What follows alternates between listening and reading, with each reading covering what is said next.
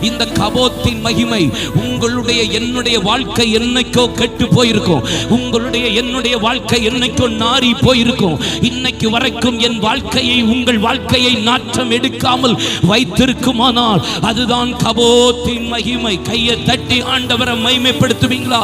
தேவனுடைய ஆலோசனையை கேட்டு நடந்தா ஆண்டவர் நம்முடைய வாழ்க்கையை நாறாமல் பண்ணுவா. தேவனுடைய வாழ்க்கையில தேவனுடைய ஆலோசனை கேட்காமல், தேவனுடைய வார்த்தைக்கு செவி கொடுக்காமல் ஒரு குடும்பத்திலேயோ, ஒரு குடும்ப தலைவனுக்கோ, ஒரு தேசத்துக்கோ, தேச தலைவனுக்கோ, ஒரு பட்டணத்துக்கோ, ஒரு பட்டணத்தின் தலைவனுக்கோ, ஒரு ராஜாவுக்கோ ஆலோசனை ஒரு சபைக்கோ வருமானால் அந்த ஆலோசனையை கேட்டு நடக்கும்போது நம்ம வாழ்க்கை நாராது. இன்னைக்கு வரைக்கும் நாற்றம் எடுக்காமல் வைக்குமானால் இதுதான் கபோத்தின் மகிமை.